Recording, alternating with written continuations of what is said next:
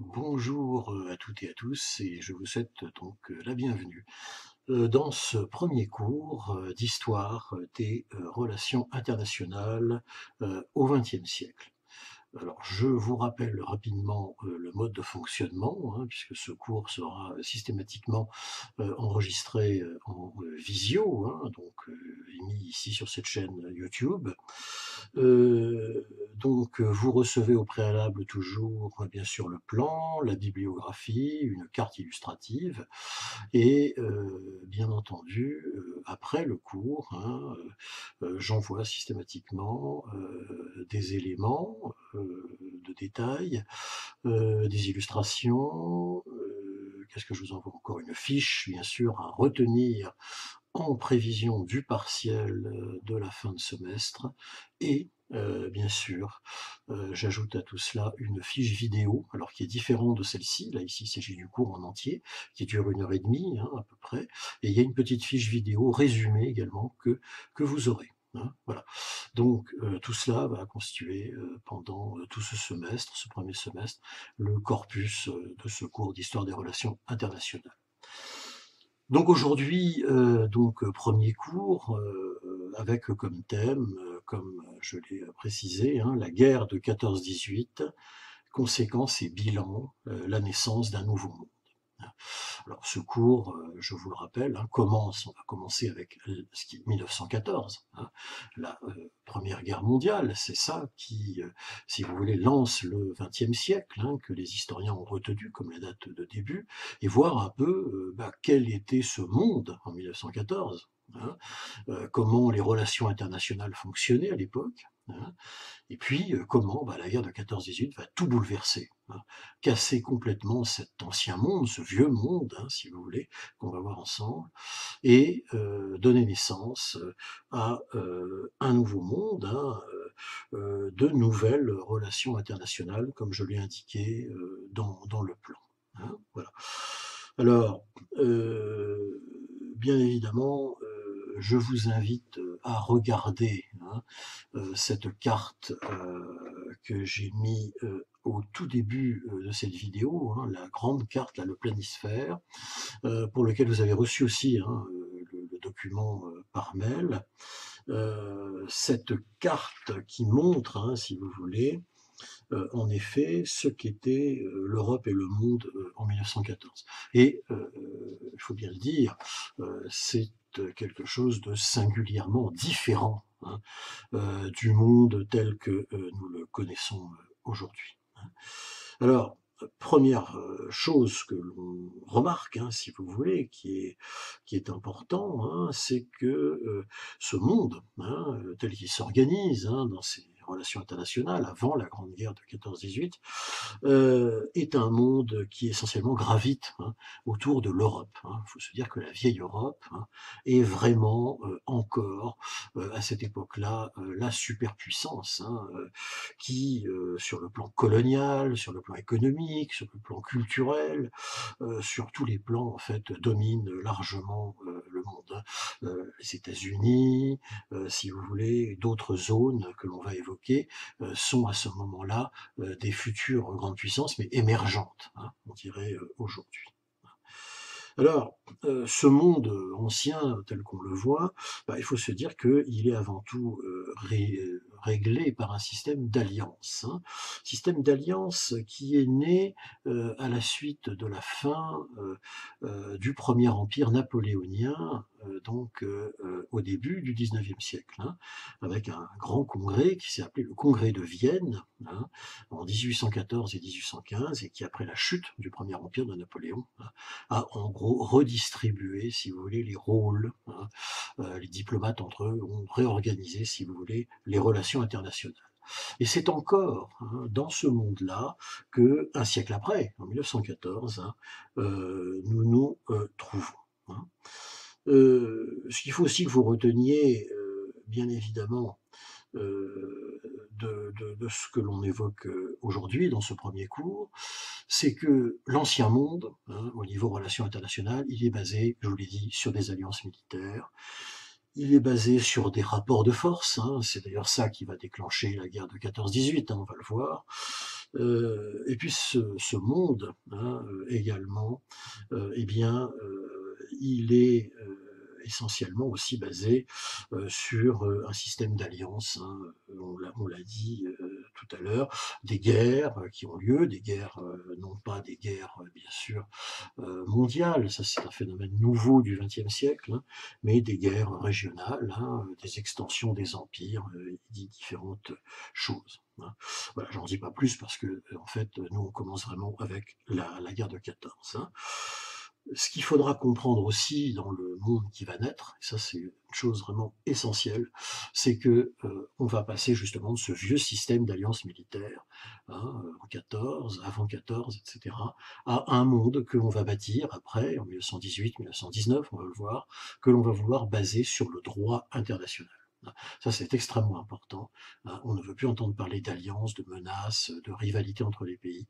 On veut justement que les nouvelles relations internationales s'organisent sur le principe du droit international, hein, et on va essayer de se doter justement d'organismes pour le faire respecter. Alors, qu'est-ce qu'on observe sur cette carte, hein, que je vous ai envoyée, hein, la carte qui est envoyée avec le plan, hein. On voit d'abord, focalisons-nous pour commencer sur l'Europe. Hein. Alors c'est une Europe qui, évidemment, n'est pas du tout constituée de toutes les démocraties ou monarchies parlementaires, hein, que nous connaissons aujourd'hui. Hein. C'est une Europe qui est divisée principalement en deux. Hein. Alors d'un côté, c'est assez simple, et vous le voyez très bien sur la carte, il y a les grands empires européens, voire parfois des empires eurasiatiques. Hein. Le premier, on le voit, il est immense, hein, sur cette carte, vous le voyez en orange, hein, c'est l'empire tsariste, l'empire russe. L'empire russe, qui, avant tout, sur le plan géopolitique, ne l'oubliez pas, est une puissance eurasiatique. Qu'est-ce que ça veut dire? Ça veut dire qu'elle est à la fois européenne et qui, comme vous le voyez, s'étend en Asie centrale et en Extrême-Orient. Hein. Il y a donc le continent asiatique et puis ce qu'on appelle le sous-continent européen qui la compose. C'est à cette époque-là, en 1914, une monarchie absolue, hein, ou presque, dirigée par un tsar, Nicolas II, et ce qui caractérise surtout cet empire russe, et retenez-le, car c'est une constante dans l'histoire des relations internationales au XXe siècle, hein, cet empire, ce pays, la Russie, qu'on appelle Russie en 1914, qu'on l'appellera plus tard l'Union soviétique, hein, pays communiste, hein, ou encore de nouveau aujourd'hui la Russie, c'est et ça restera toujours le plus grand pays du monde. Hein. Une puissance eurasiatique, donc européenne, mais aussi asiatique, hein, et surtout le plus grand pays du monde à cette époque-là, et encore aujourd'hui, plus d'un siècle après. Hein. C'est tout à fait considérable et extrêmement important, c'est une constante qu'il faut toujours retenir. Donc cet immense empire russe. Dynastie des Romanov, le tsar Nicolas II, hein, est au pouvoir depuis maintenant plus d'une dizaine d'années. La société russe se réforme de façon très difficile, et il faut bien le dire, en 1914, Nicolas II craint surtout, non pas la guerre, on y reviendra, mais craint surtout des problèmes intérieurs. Hein. Il y a eu en 1907 déjà une grande révolte, hein, du peuple, hein, dans la plupart des grandes villes, hein, dans la capitale qui est Saint-Pétersbourg à cette époque-là, Pétrograd, hein, et on craint évidemment qu'une révolution finisse par avoir lieu. On ne pense pas nécessairement à la révolution bolchevique tout de suite, mais à une révolution de type traditionnel, hein, une révolution dite bourgeoise, hein, du style de la Révolution française, hein, de 1789 ou encore celle de 1848, hein, pour des exemples plus récents. Deuxième grand empire, hein, de cette Europe divisée en deux, que l'on voit sur cette carte, et vous aurez une carte que je vous enverrai plus détaillée, c'est l'Empire d'Autriche-Hongrie.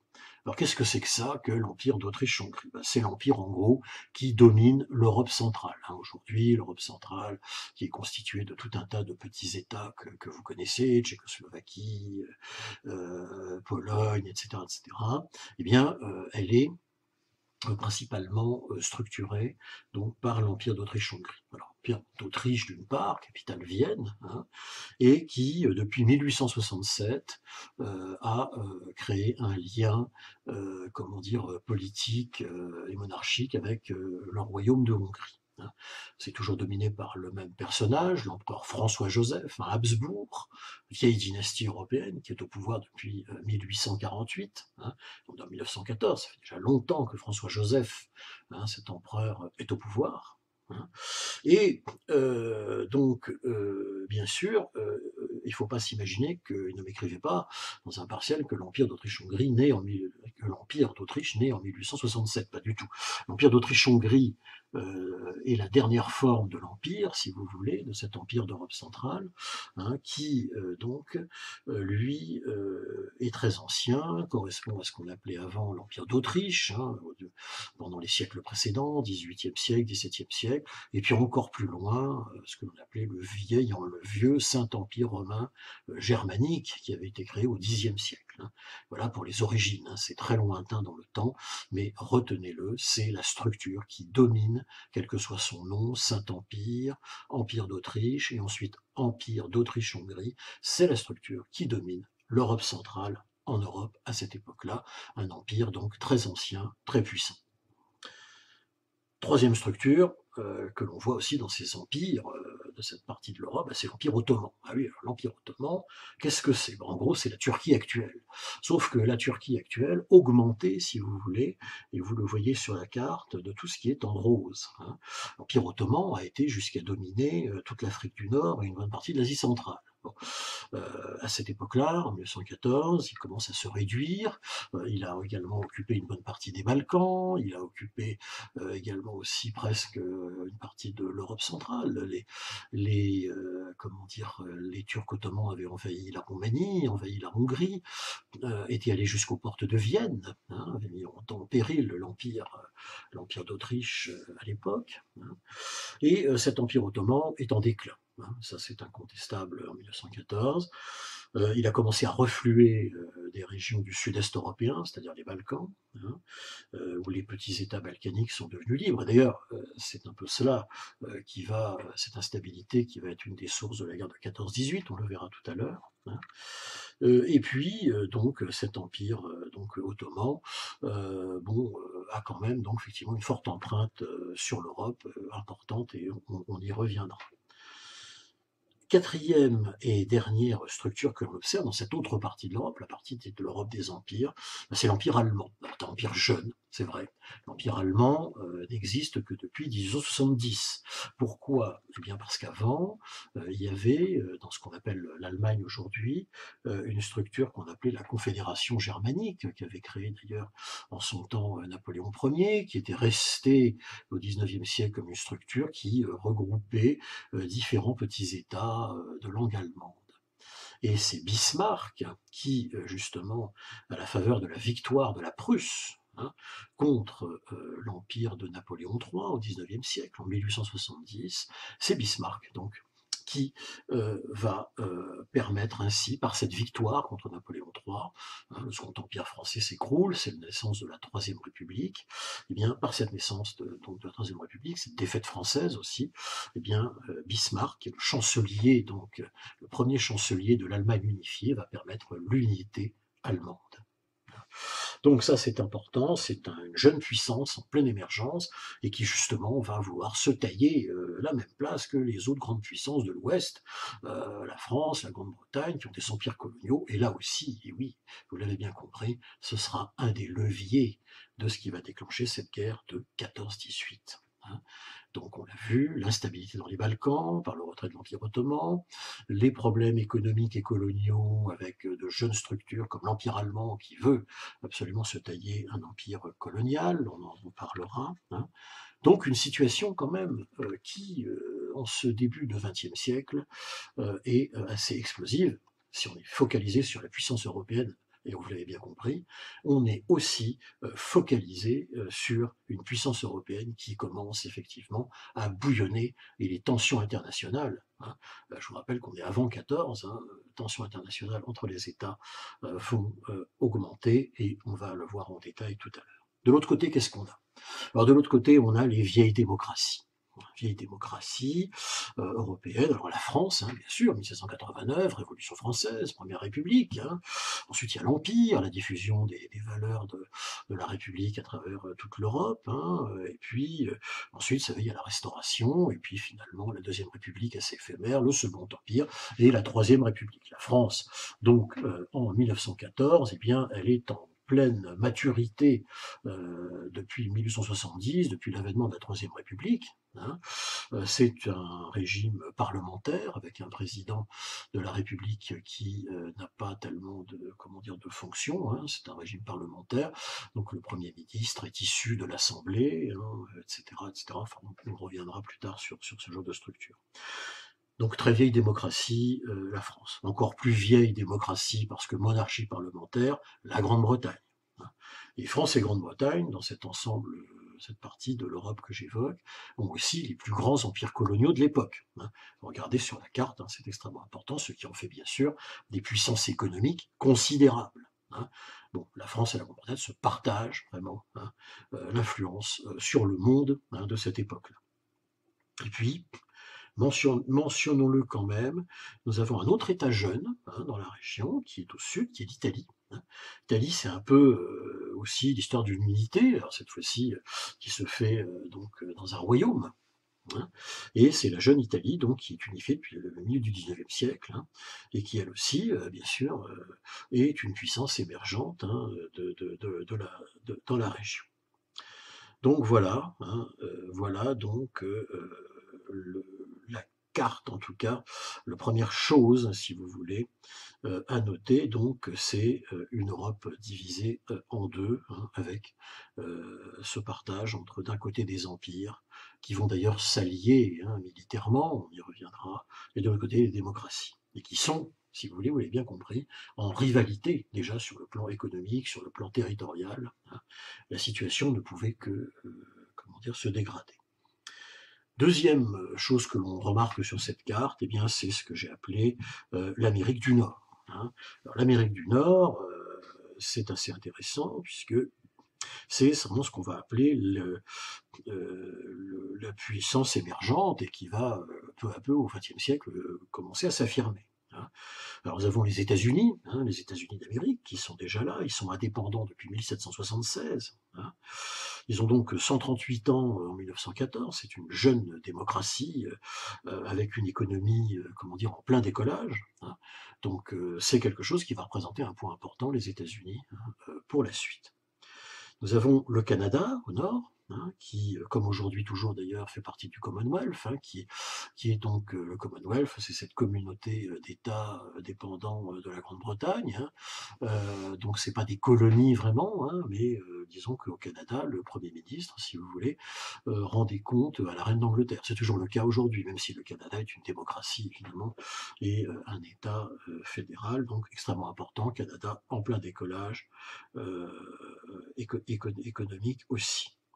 C'est une période aussi, 1914, hein, la fin du XIXe siècle, où les États-Unis vont commencer à affirmer leur diplomatie. Alors non pas évidemment vers la vieille Europe qui est dominante, hein, mais vers ce qui est le voisinage immédiat, hein, c'est-à-dire l'Amérique centrale, l'Amérique du Sud, en gros l'Amérique latine, qui elle est en pleine décolonisation, en pleine fin de décolonisation, puisque comme vous le savez, à part le Brésil qui était sous domination portugaise, hein, le XVIIIe et surtout le XIXe siècle, c'est vraiment la période de la décolonisation de l'Amérique latine, hein, qui se constitue en différents États indépendants.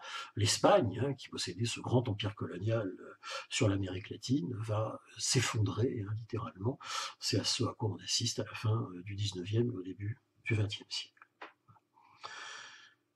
Troisième ensemble, hein, sur cette carte, donc c'est toujours dans cette introduction, hein, à l'histoire des relations internationales, nous avons évidemment l'Amérique latine, hein, je viens d'en parler, donc qui est en train de terminer un long processus de décolonisation, hein, à part le Brésil pour le Portugal, hein, tous les autres États étaient sous domination espagnole, hein, et bien c'est terminé, ça va devenir de jeunes démocraties, dans la plupart des cas émergentes, hein. Et là aussi, extrêmement important. Quatrième point, ce que j'ai appelé les Suds. hein, sur cette carte. Les Suds, c'est quoi? Les Suds, ils sont généralement dominés, hein. C'est quoi? Ça va être l'Afrique, hein. L'Afrique qui est quasiment, à peu de choses près, complètement sous domination coloniale, essentiellement franco-britannique, un peu portugaise, c'est vrai. Hein. Et puis, nous avons l'Inde, hein, où à part quelques comptoirs français, c'est évidemment, on appelle ça les Indes à l'époque, la perle de l'Empire britannique, empire colonial britannique, hein, que vous voyez sur la carte. Hein. L'Empire colonial britannique apparaît en vert, hein, et vous le voyez, il est très diffusé dans le monde, hein, hein, il est très comment dire, bien réparti, hein, sur la carte, alors que l'Empire français est très ramassé, hein, on le voit, l'Empire colonial français, sur l'Afrique. Donc, bien distinguer, empires territoriaux, Europe centrale, Russie, Empire ottoman, hein, et les empires coloniaux, hein, qui sont le fait des démocraties, hein, de l'Europe, hein, donc France, Grande-Bretagne et un peu le Portugal. C'est important de le distinguer. Hein. Et puis, nous avons également dans ces suds le Japon, hein, qui est une pleine puissance émergente. On aura l'occasion de détailler, hein, ce qui se passe au Japon dans les prochains cours. Hein. C'est un pays qui est en plein décollage économique à la fin du XIXe siècle, avec un empereur réformateur qui va moderniser le Japon. Hein. C'est un empire, le Japon, hein. Et avec une démographie galopante, et ce qui va faire que, bon, eh bien, vous le savez bien, dans les années 30, le Japon va littéralement exploser ses frontières, hein, et partir, après s'être modernisé économiquement, à la conquête, hein, de ses voisins. Ce sera un des vecteurs de la Seconde, hein, Guerre mondiale. On y reviendra. Puis il y a la Chine. Dans la Chine, regardez-la sur la carte, elle n'est pas envahie, elle n'est pas dominée, elle a quelques comptoirs économiques plus ou moins colonisants européens, mais elle est indépendante, c'est un très vieil empire, hein, un très vieil empire qui va s'effondrer en 1911, hein, et qui va sombrer dans une guerre civile épouvantable, qui va durer largement jusque dans les années 30, puisque les Japonais vont envahir la Chine. Hein. Il faudra attendre vraiment une stabilisation de tout cela après la Seconde Guerre mondiale. On y reviendra, bien sûr, mais c'est un élément important aussi de ce que j'ai appelé les Suds. Donc, sixième point, c'est bien ça, un Proche-Orient au bord de l'éclatement. Alors le Proche-Orient, qu'est-ce que c'est? C'est tous ces pays que on va trouver, si vous voulez, un peu à l'est, hein, de la Méditerranée, hein, vous voyez sur la carte. Alors qu'est-ce qu'il va y avoir? Il va y avoir évidemment tous les pays qui vont bénéficier en quelque sorte de la désintégration de l'Empire ottoman. Ça va être quoi? Ça va être par exemple, après la guerre de 14, la création d'un Liban, d'une Syrie, tout ça n'existait pas avant, hein, avec des protectorats occidentaux, on y reviendra la prochaine fois là-dessus. Hein. Ce Proche-Orient, par extension, c'est aussi l'Arabie Saoudite, hein, qui va bénéficier de la même chose, avec le décollage évidemment des ressources, évidemment du pétrole au début du XXe siècle. Hein. Et puis bien sûr, il ne faut pas oublier l'Afrique du Nord, mais on peut largement l'inclure en fait, hein, dans la partie coloniale que l'on a évoquée tout à l'heure. Et puis enfin, dernier point, il y a les mondes périphériques. Hein. Les mondes périphériques, qu'est-ce que c'est à cette époque-là? Bon, en dehors des pôles, hein, bien sûr, puisque là, on est dans des choses à peine exploratoires à l'époque. Ça va être l'Australie, hein, un géant, l'Australie, un pays gigantesque, hein, c'est toujours le cas aujourd'hui, hein, qui est une île-continent, et qui fait partie de l'Empire britannique encore à cette époque-là, hein, qui aujourd'hui est dans le Commonwealth. Donc aujourd'hui, c'est pareil que pour le Canada, c'est un État indépendant avec un Premier ministre, etc. Hein, mais symboliquement, la reine d'Angleterre, donc, comment dire, est toujours le chef de l'État. Hein. De même que, évidemment, ce sont des liens resserrés, hein, que ce soit le Canada ou l'Australie, avec la Grande-Bretagne. Hein. Donc la Grande-Bretagne est vraiment une puissance, encore plus puissante peut-être que la France à cette époque-là, hein, avec une marine qui est la première du monde, qui domine les mers. Et puis j'ajoute bien sûr l'Australie. Hein. L'Australie, donc je l'ai dit, et la Nouvelle-Zélande. Hein. Donc voilà ce qu'on observe sur cette carte. Et vous le voyez, donc on est dans un monde, si vous voulez, qui est très focalisé sur l'Europe et qui est surtout régi, hein, par un système, si vous voulez, basé, hein, principalement sur des alliances militaires.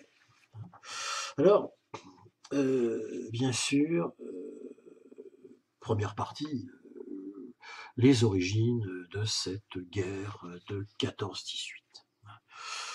Alors, il y a un certain nombre de facteurs qu'il faut que vous reteniez. Pourquoi cette guerre de 14-18 éclate? Vous avez déjà vu dans mon propos introductif, hein, que, évidemment, il y a des tensions absolument importantes, hein, entre les empires, hein, pour faire simple, et les vieilles démocraties. Hein. Tensions économiques, hein, on a bien compris, c'est-à-dire bon, que, en effet, les puissances émergentes impériales, je pense principalement l'Allemagne quand même, souhaitent se doter d'un empire colonial. Hein, et oui, il va falloir faire de la place parce que les Franco-Britanniques occupent tout ça. Bon. Également, c'est une économie en plein développement, donc il y a des rivalités aussi économiques. Donc voici en 4 points à peu près, hein, que l'on peut retenir pourquoi cette guerre va éclater. Alors d'abord, il y a ce qu'on peut appeler le facteur de l'exaspération des sentiments nationalistes. Alors ça concerne les vieux empires. Pourquoi? Parce que depuis 1848, hein, je vous en ai parlé un peu tout à l'heure, eh bien, en 1848, si vous voulez, les peuples européens, hein, que ce soit à l'ouest, mais aussi à l'est, hein, c'est-à-dire dans l'Europe, donc l'Empire d'Autriche, dans la Russie aussi, hein, se révoltent et veulent avoir plus de liberté, hein, et plus d'indépendance, voire de récupérer tout simplement leur existence, car ils sont occupés depuis bien longtemps. Alors, l'exaspération de ces sentiments nationalistes, ce sentiment aussi de révolte des peuples, ça se concrétise en France, par exemple, en 1848, par la Révolution de 48, à la fin, hein, du règne de Louis-Philippe. Hein. Je vous rappelle, hein, rapidement, mais on n'a pas le temps évidemment de tout détailler ici. Hein. Vous avez le Premier Empire, hein, Napoléon Ier, établi en 1815. Ensuite, c'est la Restauration, hein, jusqu'en 1830. Et puis en 1830, si vous voulez, il y a une première révolte en fait et l'avènement d'un roi qui se voudra un roi citoyen, qui est Louis-Philippe, hein, en instituant une sorte de monarchie parlementaire à la française, pour faire simple. Ce règne de Louis-Philippe va durer de 1830 à 1848, et 1848, cette fois-ci, c'est vraiment la deuxième révolution, l'instauration de la deuxième République, qui ne va pas durer très longtemps, parce que, tout simplement, un personnage un peu aventurier, qui est le neveu de Napoléon Ier, qui s'appelle Napoléon III, Louis-Napoléon, eh bien, va tout simplement, d'une part, devenir le premier président, le président de la République, de l'éphémère Deuxième République, et puis ensuite, il va tout simplement prendre le contrôle du pays en instituant un plébiscite pour voir si les Français sont d'accord, et instaurer le Second Empire. Hein. Et tout ça nous amène ensuite jusqu'à 1870 hein, et la Troisième République. Hein. Donc 1848 en France, c'est un moment de libération, si vous voulez. Voilà, c'est pour vous recadrer hein, la chronologie. Ailleurs, ça se passe pas très bien. Hein. Au nord-est de l'Europe, hein, il y a les Polonais qui se révoltent, par exemple. Hein. La Pologne, elle existait de façon éphémère hein, sous Napoléon Ier, qui avait créé un grand-duché de Varsovie. Hein. Le Congrès de Vienne rétablit la puissance des empires qui ont écrasé Napoléon Ier. Vous imaginez bien que le Congrès de Vienne en 1814-1815 restitue évidemment les territoires polonais au tout-puissant empire russe. Les Polonais se révoltent. Également, évidemment, dans l'empire d'Autriche-Hongrie, ça va pas mal secouer. Pourquoi? Parce que quand vous verrez sur une carte cet empire, Saint-Empire romain germanique, Empire d'Autriche-Hongrie ensuite, en fait il est constitué d'une myriade de petits États, si vous voulez, opprimés, dominés depuis très longtemps. hein, les Tchèques, les Slovaques, une partie des Polonais en effet, et bien d'autres encore, hein. Et bien sûr, ces peuples vont vouloir s'émanciper, donc ça secoue pas mal. Une révolution même éclate à Vienne, elle est écrasée par l'armée, des éléments notamment polonais mais fidèles à l'Empire, donc qui vont écraser la révolte, et ce sera l'avènement de celui qui va rétablir l'ordre, en quelque sorte, qui sera François-Joseph, 1848. François-Joseph, toujours au pouvoir en 1914, ne l'oubliez pas. Il mourra en 1916, François-Joseph, en pleine guerre. Un monarque très très âgé, hein, mais qui ne va pas arriver à réformer son empire. Et ce sera une des raisons d'ailleurs de ce qui se passera par la suite, de la dissolution de cet empire.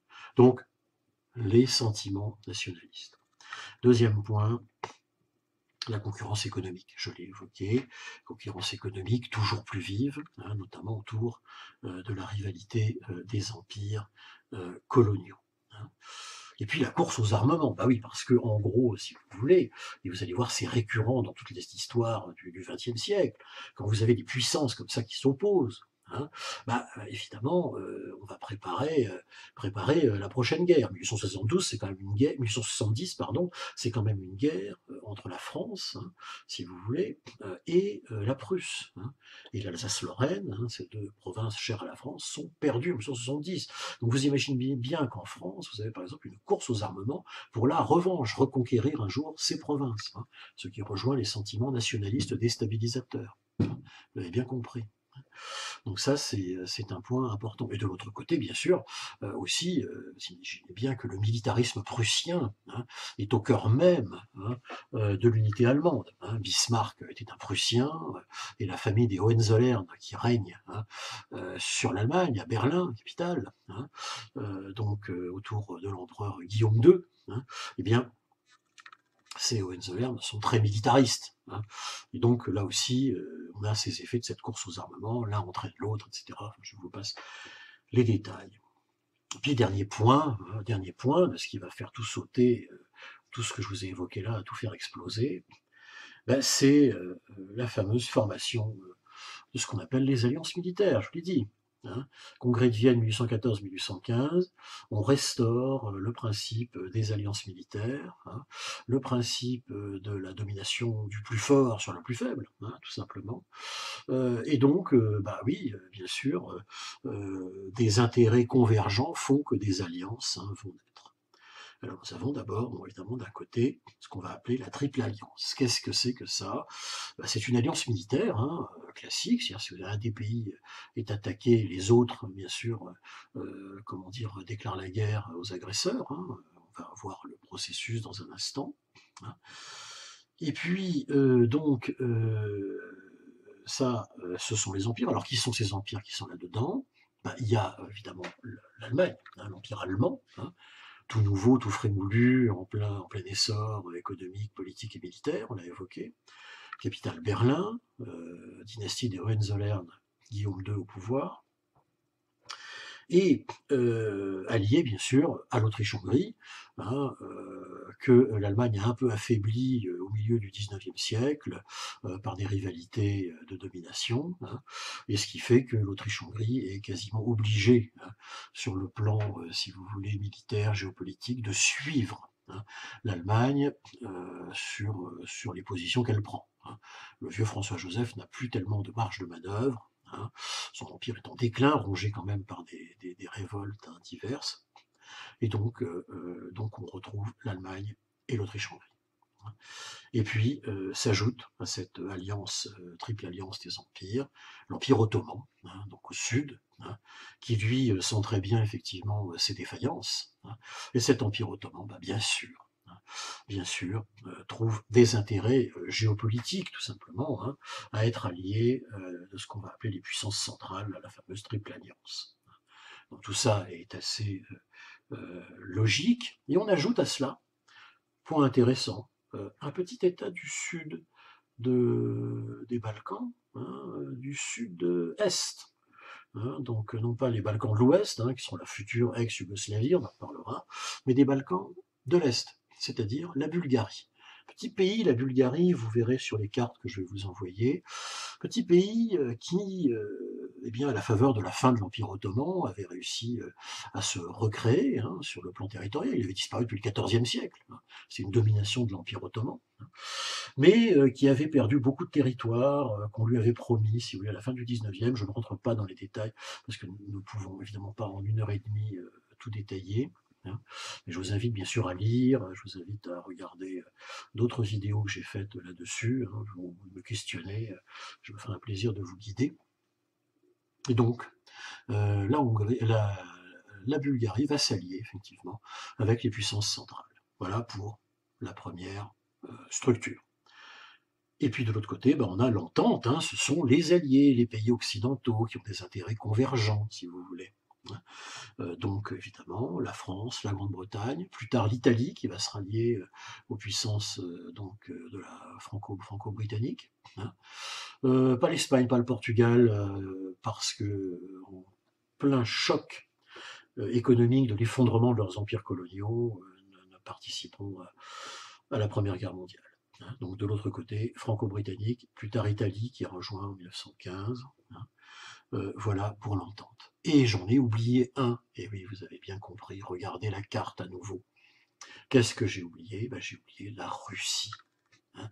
L'Empire russe, voilà un empire, le plus grand, peut-être le plus menaçant, voilà un empire qui ne va pas trouver des convergences à s'allier avec ses petits camarades impériaux, avec les Allemands, avec les Austro-Hongrois, avec les Ottomans. Non, c'est la Russie de Nicolas II, qui trouve un intérêt géostratégique, évidemment, et vous l'avez bien compris, à s'allier avec les Franco-Britanniques. Parce que s'il y avait une guerre, bah, d'un côté à l'ouest, vous avez les troupes franco-britanniques principalement, hein, sur le territoire français, c'est ce qu'on va voir un peu dans le détail de la guerre. Hein. Et puis à l'est, bah, il y a l'immense empire russe, hein.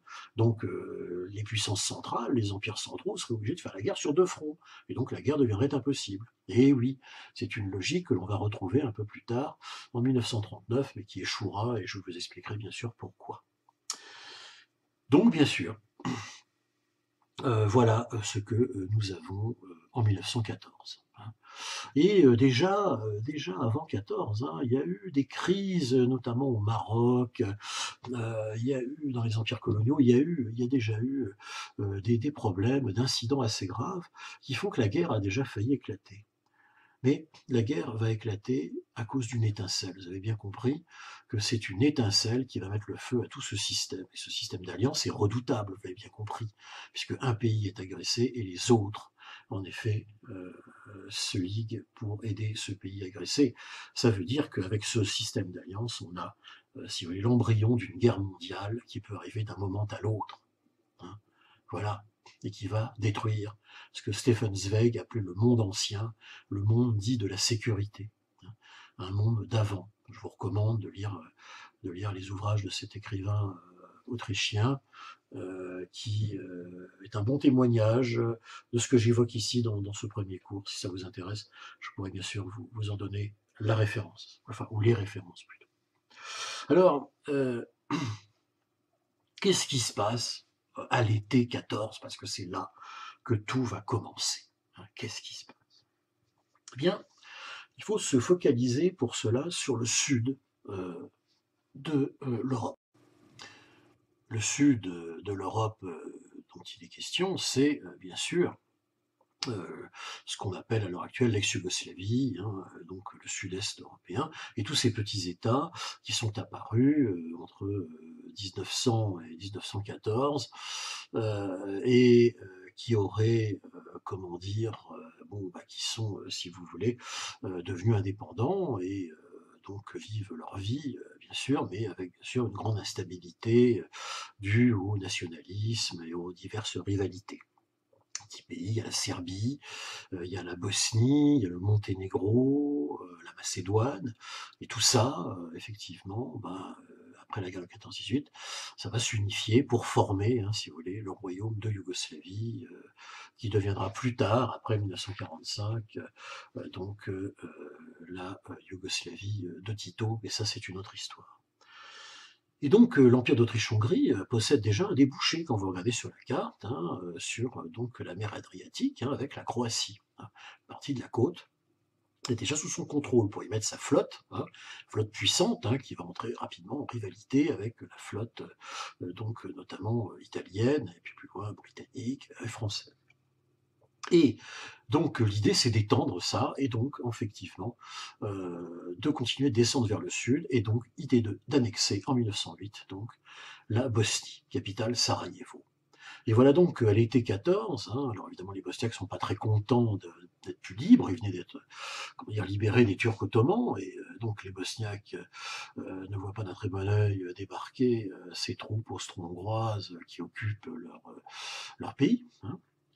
Et donc, en 1914, eh bien, l'héritier du trône, hein, François Ferdinand, hein, donc l'héritier de François Joseph, François Ferdinand est je crois, un cousin ou neveu de l'empereur, hein, si vous voulez, eh bien, va visiter tout simplement Sarajevo, la capitale, hein, de cette nouvelle province de l'Empire fraîchement conquise. Seulement voilà, ça se passe mal, parce que à l'été 1914, eh bien, lors de cette visite, voilà que François Ferdinand est assassiné avec son épouse lors de cette visite par un extrémiste serbe, donc pays voisin, hein, qui lui aussi n'entend pas d'un très bon œil, comment dire, l'extension de l'Empire d'Autriche-Hongrie dans la région. Et très rapidement, l'individu est maîtrisé, fait des aveux, et un procès le juge. Hein, il sera d'ailleurs condamné à la prison à vie, et mourra assez tard, hein, dans les années 30. Hein, il s'appelle Gavrilo Princip. Mais voilà, l'Empire d'Autriche-Hongrie, l'état-major, François-Joseph n'apprécie absolument pas cet attentat et veulent punir, évidemment, les auteurs. Et les auteurs, bah, c'est quoi? C'est la petite principauté de Serbie qui est juste à côté. Hein, et ils se disent, bah, on va en profiter pour annexer la Serbie et continuer de nous étendre dans la région, en oubliant une chose tragique, c'est que la Serbie, prudente, capitale Belgrade, avait conquis une alliance, elle aussi, militaire, d'entraide. Avec qui? Ben avec la Russie. Mais oui, pourquoi? Parce que pays orthodoxe, la Russie, parce que slave aussi, comme le peuple serbe. Et donc voilà que les Serbes appellent au secours, évidemment, Nicolas II, l'Empire russe, contre l'attaque, hein, de l'Autriche-Hongrie contre la Serbie. Et qu'est-ce que ça déclenche tout ça? Eh bien que, évidemment, le gouvernement de Nicolas II déclare la guerre, bien sûr, à l'Autriche-Hongrie. L'Autriche-Hongrie va déclarer la guerre à la Russie tsariste, euh, et comment dire, la Russie tsariste, évidemment, du fait de la déclaration de guerre, de l'agression de l'Autriche-Hongrie, hein, bien sûr, eh bien, va déclarer la guerre, évidemment aussi, à l'Allemagne. Et la France et la Grande-Bretagne, par solidarité, bien sûr, hein, vis-à-vis, si vous voulez, de leur alliance avec la Russie, vont se trouver dans l'obligation de déclarer la guerre à l'Allemagne et à l'Autriche-Hongrie. Et voilà. Et vous avez bien compris que nous avons là une guerre mondiale qui, à l'été 14, alors que rien ne pouvait laisser présager que ça irait si vite, eh bien, se déclenche. Je vous rappelle rapidement le processus. L'Autriche-Hongrie donc déclare la guerre à la Serbie. La Russie, pour protéger la Serbie, hein, déclare la guerre à l'Autriche-Hongrie. L'Allemagne, pour protéger l'Autriche-Hongrie, déclare la guerre à la Russie. Et la France et la Grande-Bretagne, évidemment, déclarent la guerre à l'Allemagne et à l'Autriche-Hongrie pour protéger la Russie. Voilà, voilà ce qui se passe donc en quelques jours à peine. Hein. Mobilisation générale en France. Hein. On n'avait pas vu ça depuis peut-être jamais d'ailleurs, puisque l'armée de conscription, c'est sous la Troisième République. Avant, on était dans d'autres systèmes. Hein. Et c'est parti évidemment pour une guerre de 4 ans, hein, qui va tout changer, hein, qui va complètement changer cette carte, hein, que j'ai évoquée avec vous tout à l'heure.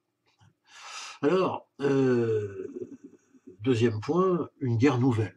Hein, j'ai appelé ça une guerre nouvelle, parce qu'il faut retenir que ce conflit, que je vais vous détailler ensuite, hein, assez rapidement au niveau de ses phases, hein, et bien que cette guerre, si vous voulez, va voir se mettre en place tout un tas de technologies nouvelles. Hein. D'abord, c'est une guerre où vont être utilisés les gaz de combat, la mitraillette, l'avion de combat, les chars de combat, les sous-marins, les lance-flammes, hein, avec un système de commandement modernisé par téléphone, hein, et des grandes capacités de logistique vont se développer, le chemin de fer, la mobilité des troupes, hein, et évidemment le développement d'un service de santé important. Alors vous avez bien compris que ces armes nouvelles vont particulièrement rendre cette guerre, donc premier point sur la guerre nouvelle, hein, particulièrement meurtrière, hein, notamment au niveau de la mort, bien sûr, des millions de morts qu'il va y avoir, mais aussi meurtrière sur le plan des blessures, hein, des gueules cassées, des gens qui ne se remettront jamais, hein, de ces blessures terribles. Hein. Alors, également, il faut noter que c'est une guerre, deuxième point, de tranchées. C'est-à-dire que sur un front de 2000 km, alors si vous voulez, au début de la guerre, on va le voir tout à l'heure, il y a de la mobilité, hein, on se croirait presque revenu en 1870, hein, les troupes allemandes déferlent sur la France, hein. Puis rapidement il y a des contre-offensives et le front va se stabiliser, si vous voulez, sur à peu près 2000 km, hein, du nord de la France, hein, jusqu'au à peu près à l'Alsace, hein, ou Vosges, hein, si vous voulez. Donc sur 2000 km, le front sera stabilisé, hein, pendant 4 ans. C'est-à-dire que les tranchées côté français, côté allemand, avec des offensives, si vous voulez, qui vont sporadiquement faire gagner quelques mètres, hein.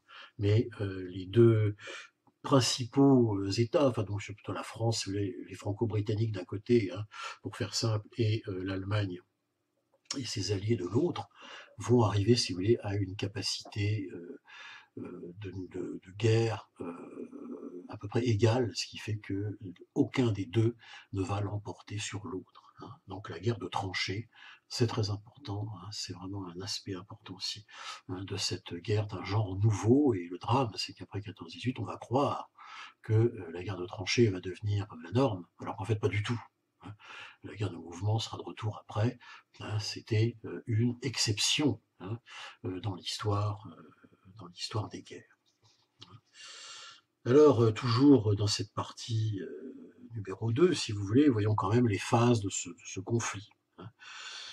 Alors, une guerre, je vous l'ai dit rapidement, hein, une guerre comment dire, de position principalement, avant donc une petite période de mouvement. Hein.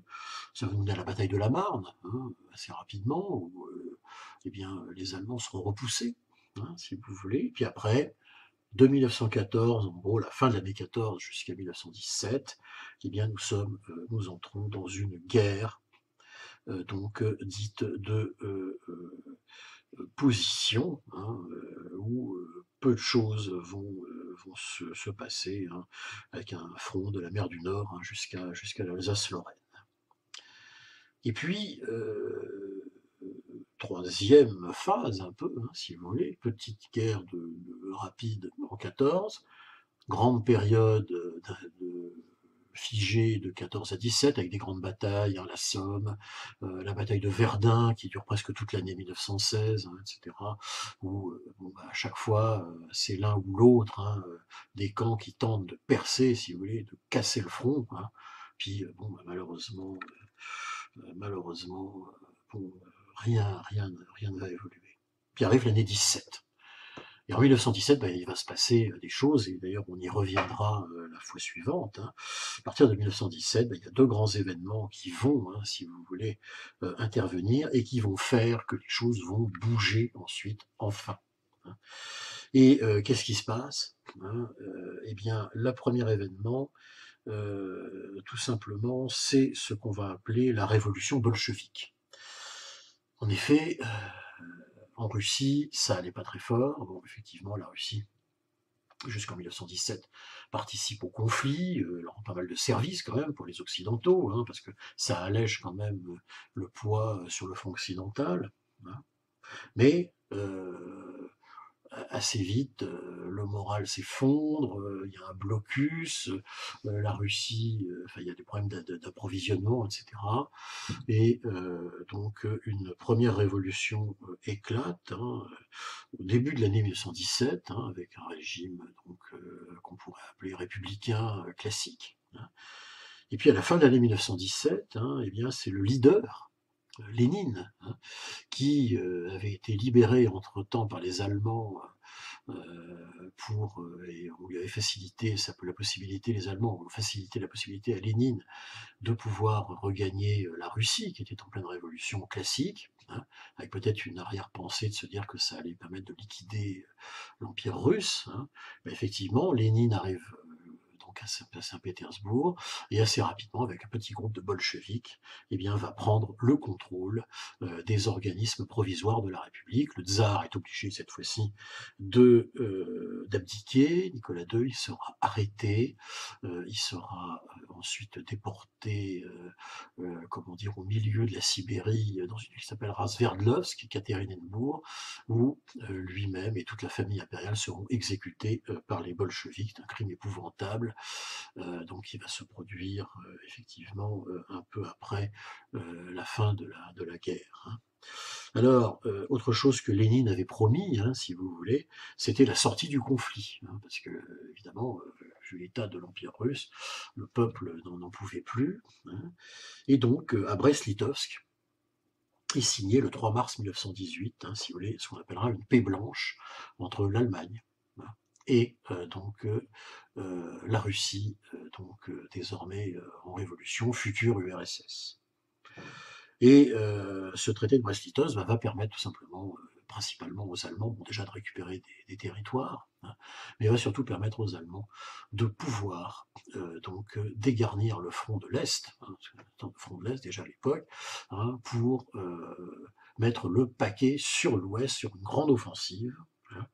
Mais voilà, il se trouve que cette grande offensive, que les Allemands espéraient faire à l'automne 1918, hein, bien va être contrée par deux événements qui n'étaient pas forcément prévus. Le premier, c'est l'entrée en guerre des États-Unis. Hein. Les États-Unis vont toujours aussi dans cette année 17 se rallier aux côtés des Alliés dès le mois d'avril 17. Hein, et envoyer d'une part beaucoup d'argent pour aider évidemment les Occidentaux, mais aussi des troupes. Hein. Les Américains vont se battre, il n'y a pas que la Seconde Guerre mondiale, hein, dès la guerre de 14-18, hein, vont se battre aux côtés des Occidentaux contre les puissances centrales, hein, à partir donc de l'année, donc cette période d'avril 1917. Et la deuxième chose qui se passe, bah, c'est qu'il y a une contre-offensive qui a lieu depuis un moment, on n'imaginait pas, depuis la Grèce. Bah oui, parce que voilà, il y avait eu, si vous voulez, une tentative, en plus d'avoir la Russie sur le front de l'Est, qui était notre allié, de créer un autre front pendant la Première Guerre mondiale. Encore un autre front en allant frapper directement les Turcs ottomans, hein, directement dans tout simplement le cœur de leur empire, hein, dans le détroit des Dardanelles, hein, là où il y a Istanbul, tout ça, la capitale, hein, etc. De l'époque, hein, parce que l'époque ottomane, c'est Istanbul. Aujourd'hui, la Turquie moderne, c'est Ankara. Ça pour votre culture personnelle. Et donc, cette opération, menée essentiellement d'ailleurs par la Royal Navy, commandée par le Lord de l'Amirauté de l'époque, un certain Churchill, dont on reparlera plus tard, bien va être un échec absolument, si vous voulez, déplorable. Hein.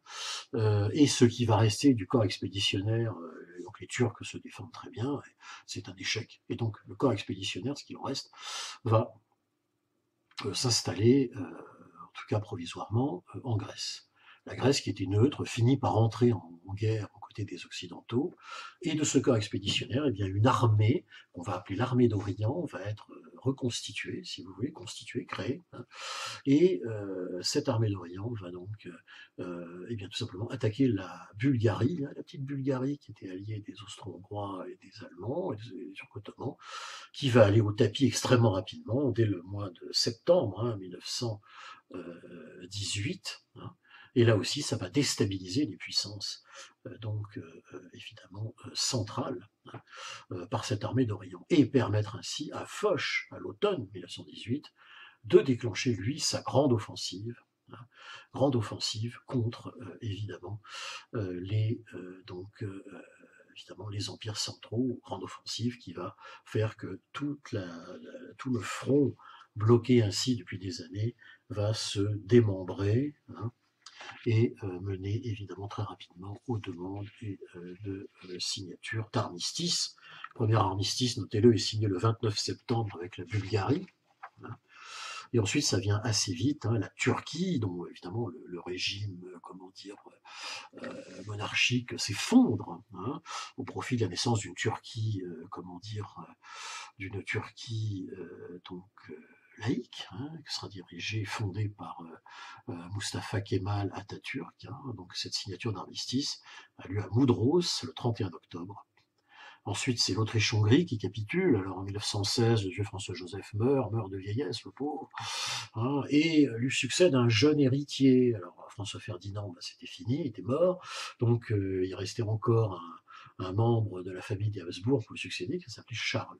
Charles, c'est le dernier empereur d'Autriche-Hongrie, hein, Charles Ier, et Charles va donc tenter, entre 1916 et 1918, des négociations avec les Occidentaux pour sauver l'Empire d'Autriche-Hongrie, il faut le savoir quand même, en créant une forme, de cet empire qui aurait été un État confédéral, hein, plutôt une monarchie parlementaire confédérale. Hein. Et malheureusement, eh bien,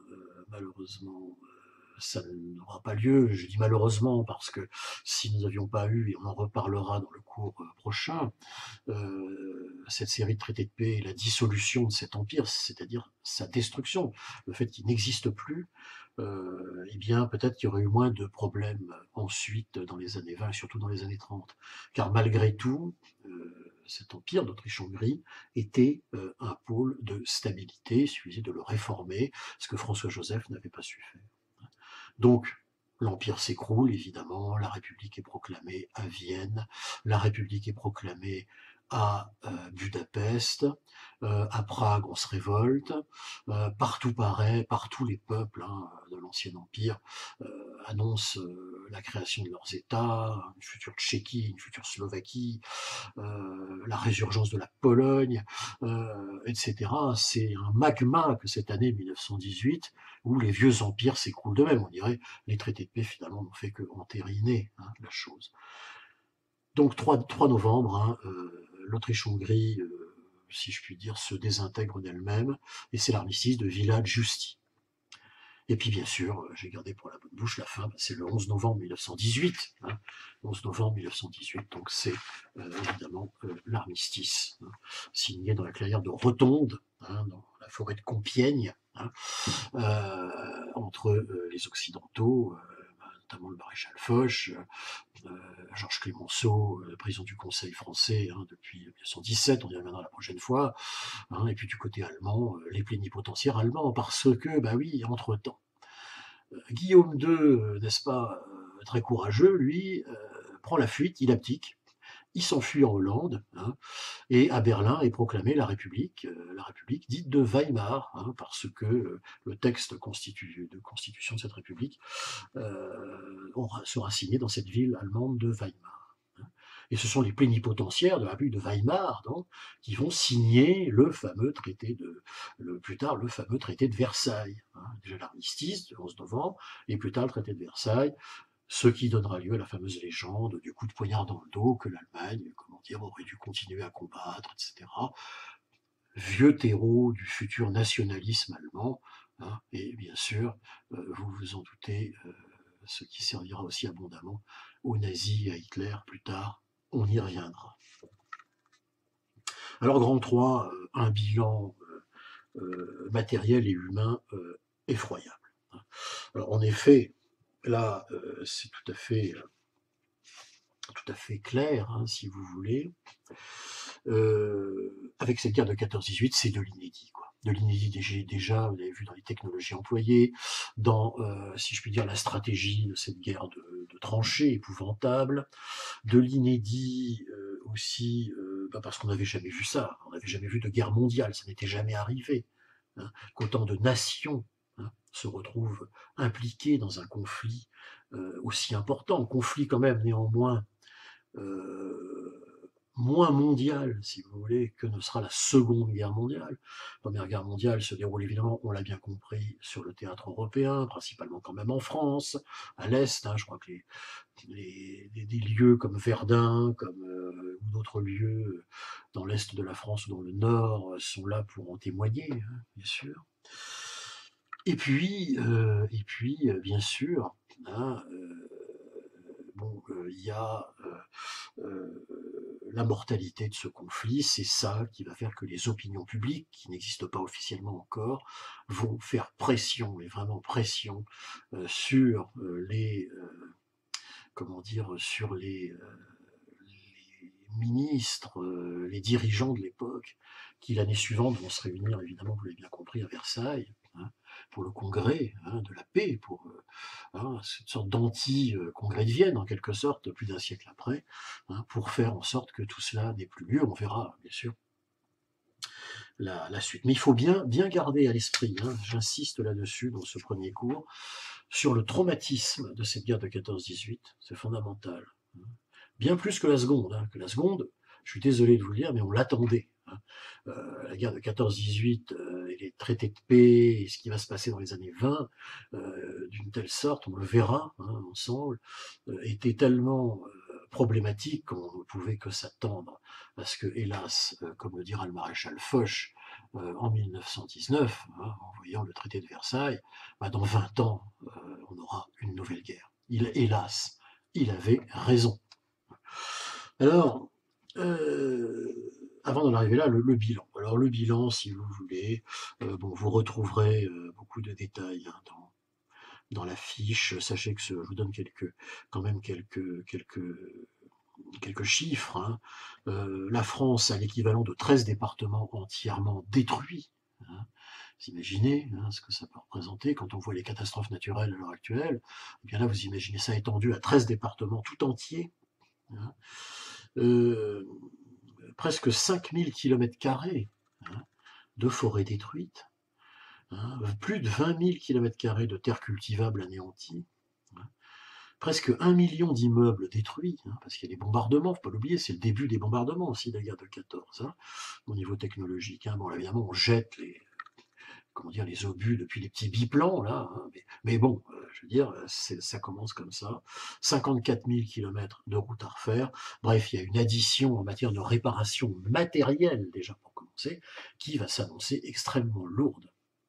Et l'opinion publique fait pression, parce que l'opinion publique, à cette époque-là, c'est un nombre incalculable de veuves, d'hommes qui ne retourneront jamais dans leur village pour faire tourner, en gros, l'économie. Et c'est là aussi que les femmes, c'est un des grands acquis, si vous voulez, de la guerre de 14-18, les femmes vont acquérir des droits nouveaux et la possibilité de travailler beaucoup plus et de travailler dans des secteurs où les hommes, tout simplement, occupaient la première place. Pourquoi ? Parce qu'il n'y a plus d'hommes.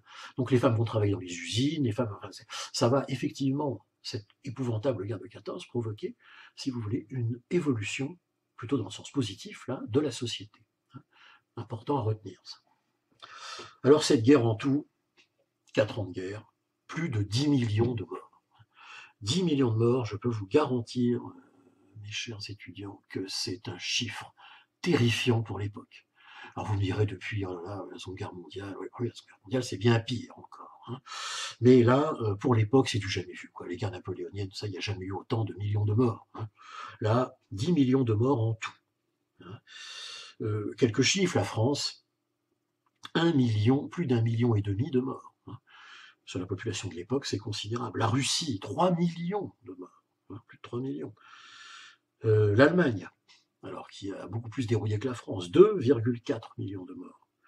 L'Autriche-Hongrie, 1,5 million de morts, un peu comme la France. Et la Grande-Bretagne, presque 1 million de morts. Bon. Les États-Unis, beaucoup moins, ils sont rentrés dans le conflit un an avant, donc ça n'est pas une quantité, comment dire, impressionnante. Mais réfléchissez, hein, et je ne parle pas du nombre des blessés, encore pire, mais réfléchissez quand même, hein, à l'impact et aux conséquences, hein, d'une telle saignée pour des pays en pleine expansion industrielle que l'était la France ou la Grande-Bretagne de l'époque. C'est absolument énorme. Et bah oui, ça va entraîner un grand traumatisme, hein, psychologique, hein. Sachez encore qu'aujourd'hui, à l'heure où je vous parle, en 2020-21, hein, on continue encore de retrouver, hein, dans les tranchées, notamment à Verdun ou ailleurs, hein, dans l'est de la France, des obus de cette guerre, hein, qui éclatent encore, hein, qui blessent des gens, hein. Donc l'impact est même pas encore terminé aujourd'hui, y compris aussi au niveau des réparations de guerre, mais ça on aura l'occasion euh, d'y revenir. Euh, et donc, par ailleurs, hein, et ça j'insiste parce que bon, bah, comme vous le savez, on a j'espère évidemment que bientôt ce ne sera plus qu'un souvenir, mais nous avons traversé une très grande pandémie, hein, de ce virus qu'on a appelé le coronavirus, hein, depuis le début de l'année 2020, si c'était de la fin de l'année 2019. Donc ça fait quand même maintenant, on a franchi déjà presque 2 années, hein, de cette pandémie, hein, et au même moment se déclenche une terrible épidémie de grippe, hein, qui va durer de 1918 à 1920, hein, dans le monde entier, hein.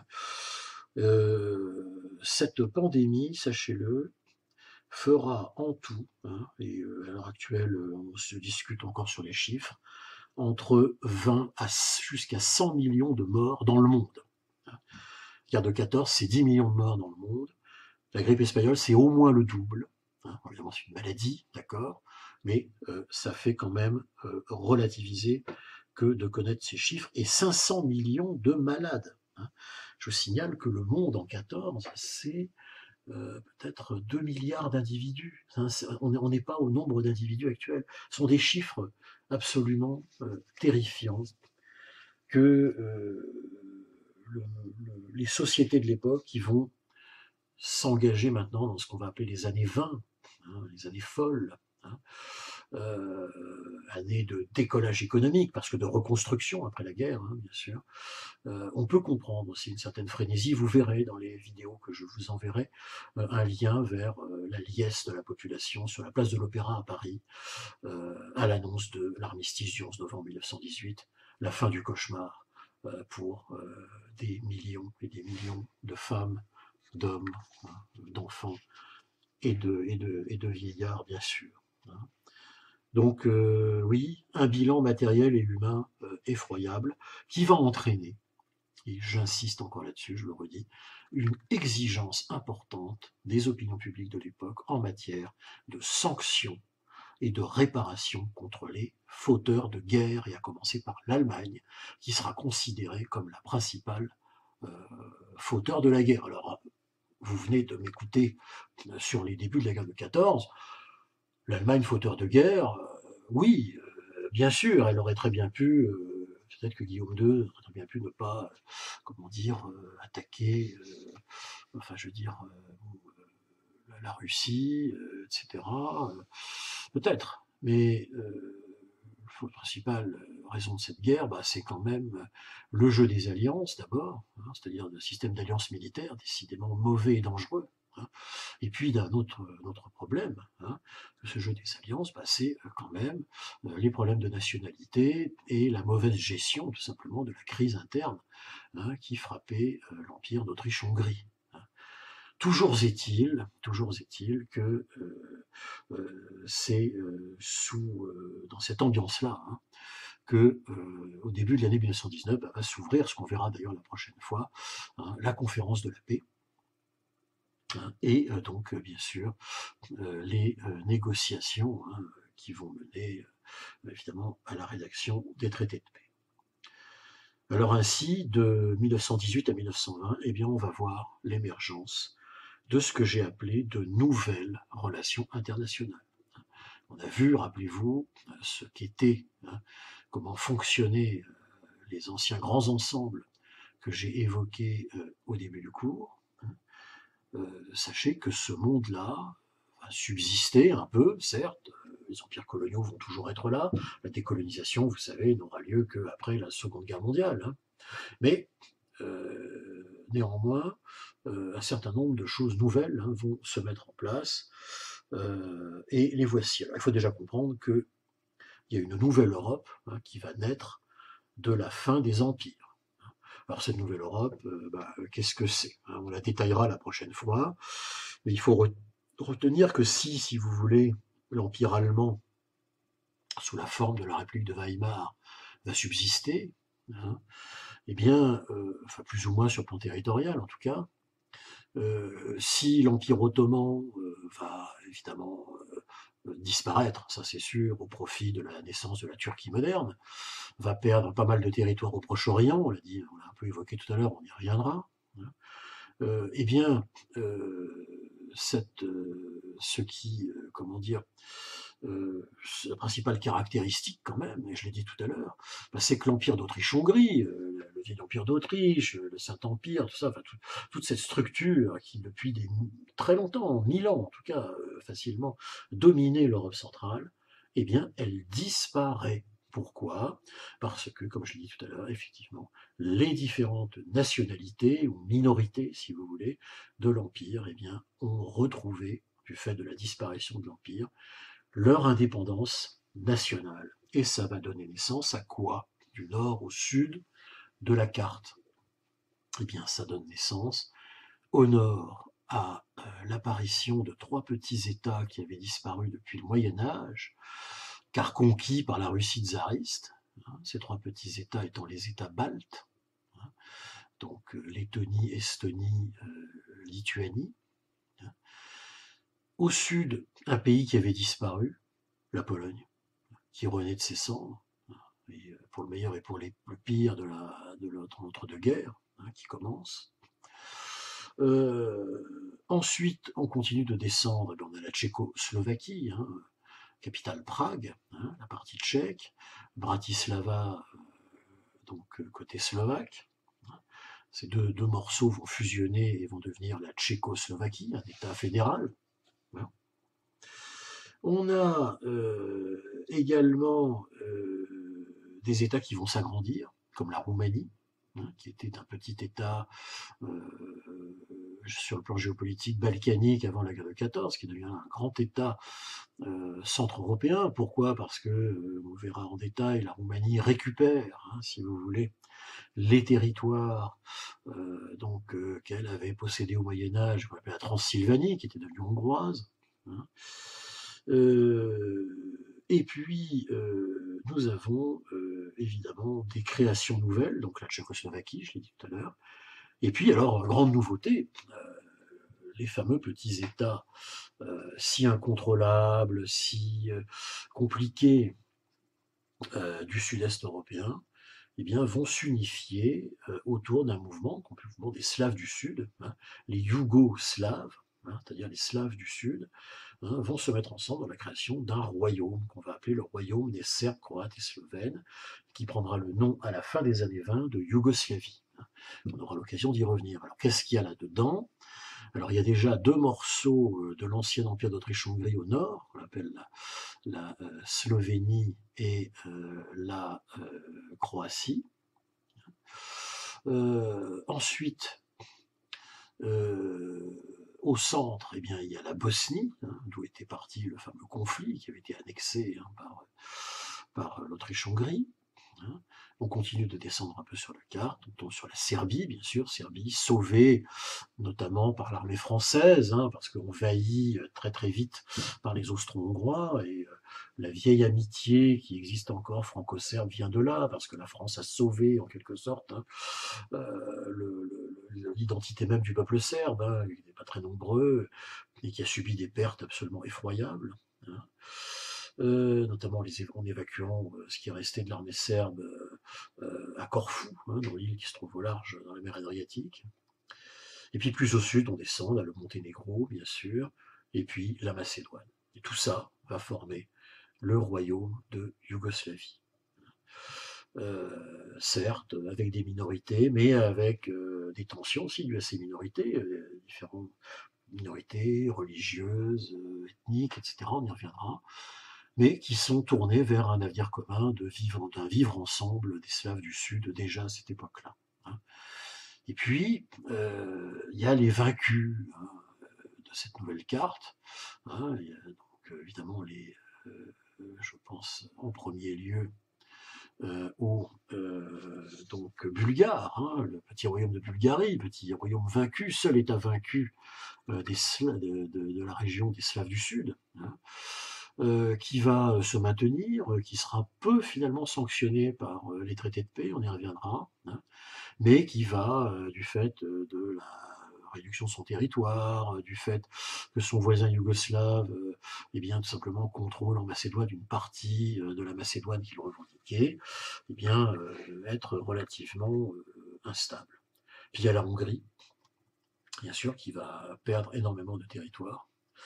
Du fait de sa dissolution, on y reviendra, hein, de la dissolution de l'Empire d'Autriche-Hongrie, et la Hongrie, donc, qui, elle, évidemment, eh bien, désormais deviendra une sorte d'État autoritaire, avec un régent au pouvoir, le régent Horthy, on y reviendra, et qui sera profondément déstabilisé par une très très grosse perte, hein, de ses territoires.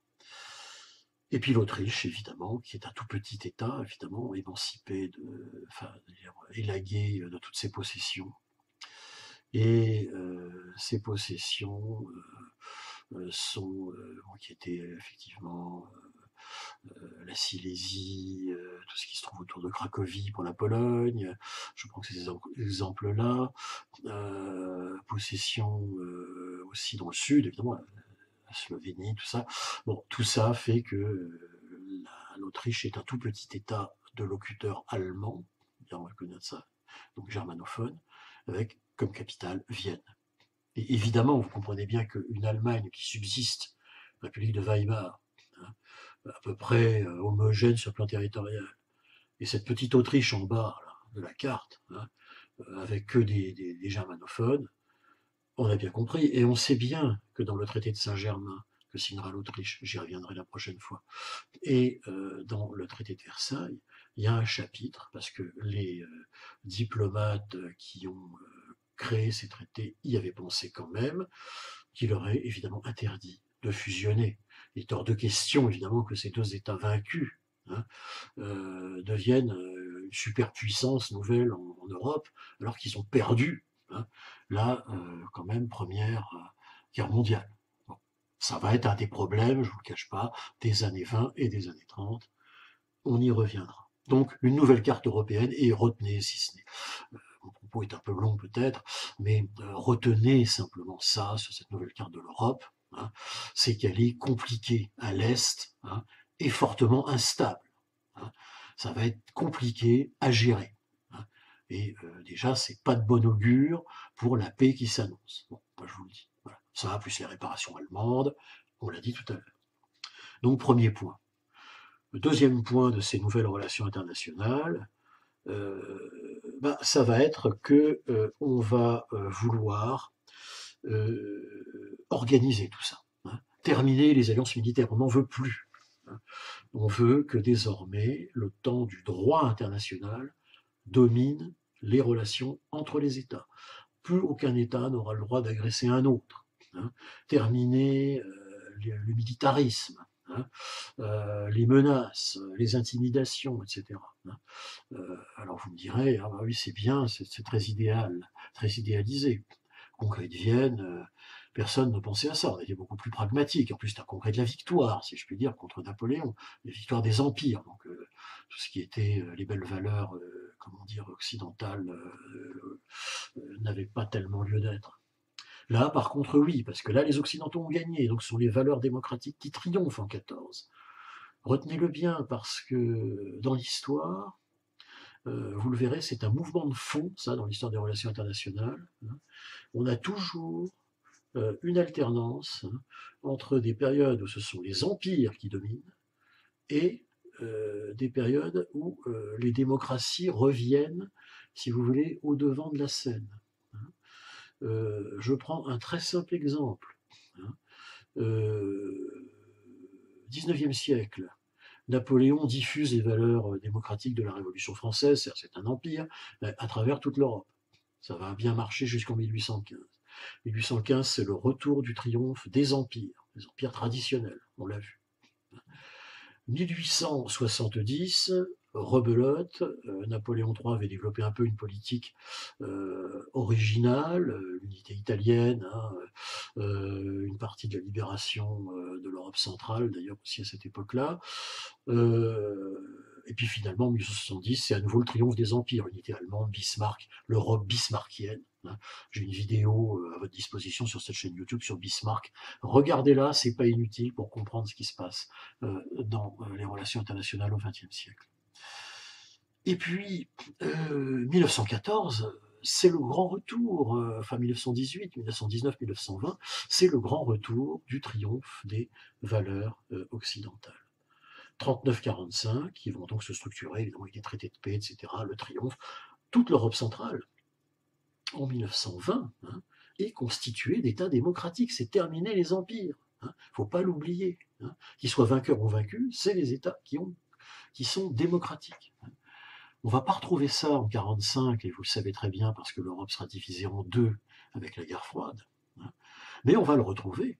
Hein, on va le retrouver en 1989-90, quand le bloc de l'Est va s'effondrer. Et là, à nouveau, avec la fin de la guerre froide, un vent de liberté va souffler, et pas que sur l'Europe.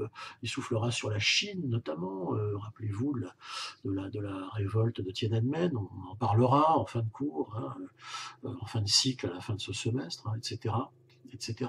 C'est important hein, de voir. Vous voyez, on a toujours des va-et-vient à ce sujet. Hélas, dans la période actuelle, après le 11 septembre, etc., puisque ce sont les dates butoirs du cours, hein, 1914, 11 septembre 2001, quand on vient de commémorer les 20 ans des attentats, là, depuis, vous savez bien, on est plutôt vers un retour, hélas, vers des temps plus durs. Hein. Ça, je crois que tout le monde aura compris assez facilement. Hein. Donc, en cas 1918-1919, on veut que la guerre n'ait plus jamais lieu. On est très optimiste, très idéaliste aussi. Et pour ça, donc, on va créer une structure internationale. C'est une première qu'on va appeler la Société des Nations, la SDN, siège à Genève, et dont on en parlera plus en détail la prochaine fois. Cette Société des Nations, ce sont les États vainqueurs, bien sûr, et tout un tas d'États qui vont la rallier progressivement, et qui se mettent tous d'accord pour ne plus jamais se faire la guerre. Sauf quand il y a des problèmes, on discute sur le plan diplomatique. On cherche toujours la voie de la paix. Société des Nations qui, hélas, ne sera pas dotée d'instruments de pression, ce qui la différencie beaucoup de l'ONU, par exemple. Donc, en cela, donc, en effet, elle est une première, et on va voir son histoire évidemment se dérouler, hein, notamment dans les années 20. Société des Nations qui aura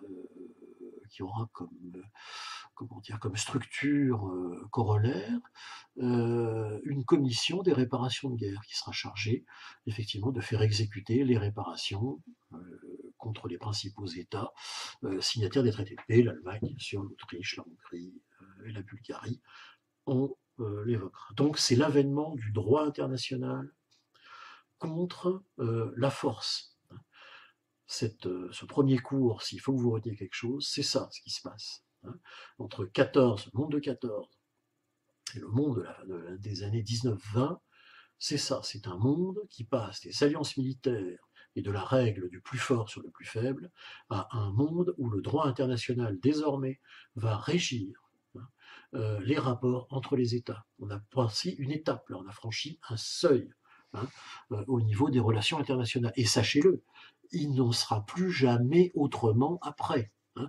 C'est-à-dire que après 45, après la chute du mur de Berlin en 89-90, pareil, il y aura les structures internationales vont se développer, tribunal pénal international de l'Haye, enfin, etc. Et là aussi, le droit international désormais sera la règle hein, des relations entre les États. Alors bien sûr, il y a des périodes où c'est violé, des périodes où bien sûr où tout ça est remis en cause, mais ça reste désormais la norme. C'est une première et on ne reviendra jamais en arrière, en tout cas, Dieu merci, jusqu'à aujourd'hui. Autre point de ces nouvelles relations internationales aussi à évoquer, c'est l'apparition des deux futurs, de ce qui seront plus tard les futures grandes puissances et qui sont actuellement des États émergents. Les États-Unis, qui font leur entrée dans les relations internationales à cette époque-là, à terminer les petites histoires, si je puis dire, liées à l'influence sur les États décolonisés d'Amérique latine. Hein. Là, il s'agit vraiment d'une entrée avec le président Wilson hein, dans la cour des grands, dans les nouvelles relations internationales des années 20. Hein. Les États-Unis sont les principaux instigateurs de deux principes, d'une part de la création de cette ESDN, là, tout le monde était relativement d'accord, et aussi d'un autre principe extrêmement important, parce que là aussi il est toujours à l'heure actuelle actif, c'est le droit des peuples à disposer d'eux-mêmes, hein, ne l'oubliez pas. Hein. C'est extrêmement important. C'est sur cette base, bien sûr, qu'on va remodeler l'Europe, hein, ou que plus tard, hein, tout un tas d'États vont pouvoir s'émanciper et devenir indépendants. Hein. Les peuples ont le droit, hein, désormais c'est un droit intangible, inscrit, hein, si vous voulez, dans le droit international, de pouvoir être indépendants hein, et de ne pas être soumis à des empires oppresseurs. Fondamental, ça. Hein. Donc ça, c'est les États-Unis qui vont revivre une période d'isolationnisme dans les années 20. Vous le savez, ils ne sont pas signataires des traités, mais ils les ont largement inspirés. Wilson ne sera pas réélu, et donc un président très conservateur républicain dont j'ai oublié le nom le remplacera, et ce sera une période isolationniste. Les États-Unis, vous savez, ne reviendront dans les affaires internationales pleinement qu'à partir de 1941, bien sûr, quand Pearl Harbor sera bombardé par les Japonais et qu'ils rentreront dans la Seconde Guerre mondiale. Ils feront un retour, vous verrez, au milieu des années 20 sur le plan économique, en 1925, pour tout simplement sortir l'Allemagne, aider l'Allemagne à sortir de la question des réparations en octroyant un prêt à l'Allemagne. Attention, le prêt qui sera octroyé à l'Allemagne en 1925 n'a rien à voir avec le plan Marshall. Pas de confusion là-dessus, j'ai toujours tous les ans dans les copies la même chose. Le plan Marshall, c'est un grand plan d'aide hein, qui va être proposé juste après la Seconde Guerre mondiale à tous les États hein, d'Europe qui ont, qui ont été victimes de la guerre. Hein. Là, c'est juste un plan d'aide, donc de prêt de dollars. Hein. On y reviendra, il aura ses conséquences lui aussi. Et puis l'autre grande puissance, vous avez bien compris, et oui, bien sûr, c'est la Russie, hein, qui est sortie de la guerre, début 1918, hein, et au terme d'une guerre civile terrible entre les Russes tsaristes, qu'on appelle les Russes blancs, hein, et les bolcheviks, l'organisation de l'armée rouge par Trotsky, on y reviendra évidemment, bien sûr, la prochaine fois, parce qu'on évoquera la révolution bolchevique, hein, eh bien, comment dire, une fois que tout cela sera fait, hein, si vous voulez, eh bien, dès le début des années 20, il y aura une politique de reconstruction économique mise en place par Lénine qui s'appellera la NEP, Nouvelle économie politique. Et puis ensuite, vous savez bien, c'est un des membres du Politburo qui va évincer hein, tous ses camarades révolutionnaires. Lénine meurt de toute façon de maladie. Trotsky sera éliminé, vous le savez, par la suite, exilé et éliminé. Et c'est Staline hein, qui va à grand renfort hein, d'industrialisation forcée, hein, en provoquant des famines, etc., qui font des millions de morts, qui va bâtir hein, ce gigantesque monstre géant que sera l'URSS. Hein. Eh bien, c'est à partir de ce moment-là aussi que ça commence. Hein. L'émergence des futures grandes puissances, États-Unis, URSS. Ne l'oubliez pas. Hein. Et enfin, autre point, c'est que on voit que le vieil ordre mondial des puissances colonial est remis en cause. Hein. Les empires coloniaux ne vont pas s'effondrer, je vous l'ai dit tout à l'heure, tout de suite, mais le ferment de ce qui va faire qu'ils vont s'effondrer, lui par contre, est déjà, la graine est dans le fruit, donc voilà, c'est ce qui va, se produire. Alors, voilà un peu tout ce que je pouvais vous dire sur la naissance d'un nouveau monde, le monde ancien qui s'efface un vrai monde ancien, là pour le coup, qui, à la faveur de la guerre de 14-18, s'efface, et la naissance d'un nouveau monde, hein, à partir de la victoire de 1918 et évidemment de l'avènement du fameux droit, du nouveau droit international, hein, qui va se mettre en place. Bien sûr, en 1920, on ne connaît pas l'avenir de ce qui va se passer. Mais on sait au moins une chose, c'est que on va tout faire, hein, pour essayer que une telle tuerie, hein, que celle vue dans cette guerre de 14-18 ne se reproduise jamais.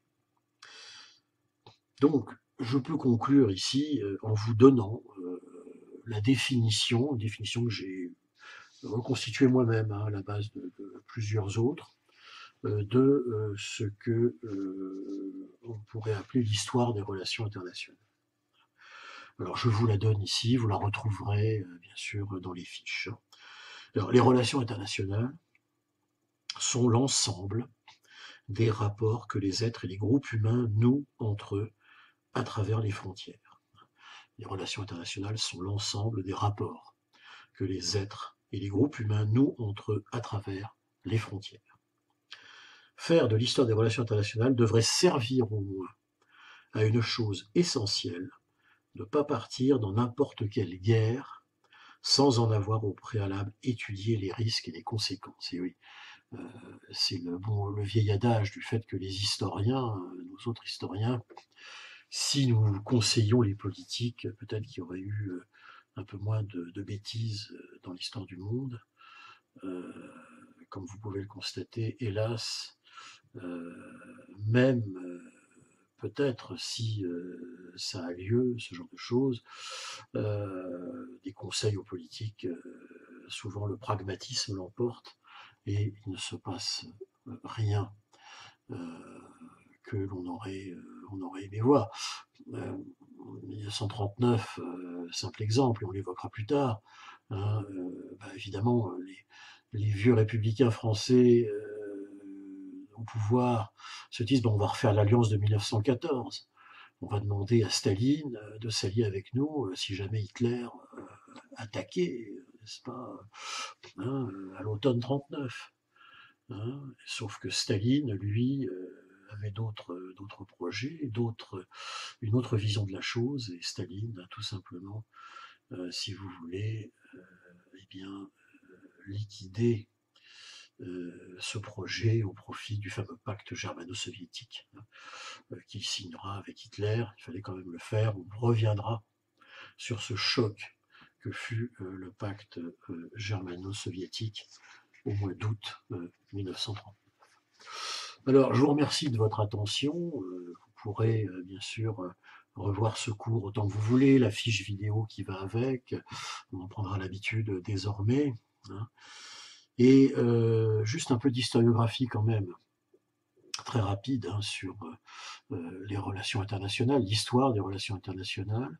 Retenez quand même le nom de deux historiens importants, hein, qui ont fondé l'école française de l'histoire des relations internationales, hein, qui sont donc pour son fondateur Pierre Renouvin, qui était un ancien combattant, un historien, ancien combattant de la guerre de 14-18, qui avait perdu son bras gauche à Verdun, hein, et qui a écrit, si vous voulez, la première histoire des relations internationales telle qu'on la connaît aujourd'hui, dont le but était de comprendre, hein, parce que c'était ça le but, hein, de comprendre pourquoi la guerre de 14-18 avait pu éclater.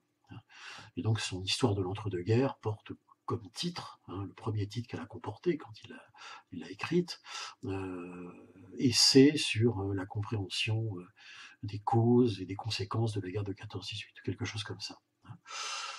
Et son successeur a été Jean-Baptiste Durosel, un historien qui est décédé dans les années 90, et qui sont, alors vous pouvez facilement le retrouver sur Internet, franchement, ce qu'il y a de mieux à l'heure actuelle encore pour acheter une bonne histoire des relations internationales. Vous retrouverez tout ça dans la bibliographie qui vous aura de toute façon été envoyée. Voilà, je vous remercie de votre attention. Et je vous donne rendez-vous donc la prochaine fois pour le deuxième cours donc d'histoire des relations internationales. et qui sera consacré, je vais vous le donner ici, je pense qu'il s'agit de l'Europe des traités de paix, c'est-à-dire des règlements. Il sera consacré au règlement, évidemment, de la guerre de 14-18, à la conception, si vous voulez, d'un nouveau monde, hein, après cette hécatombe que l'on a vue. Hein. Ce cours s'intitulera L'Europe des traités de paix, les enjeux des relations internationales après la Grande Guerre.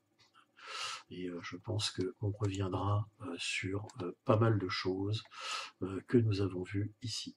D'ici là, portez-vous bien, regardez bien les documents qui sont avant cette vidéo et aussi après. Hein.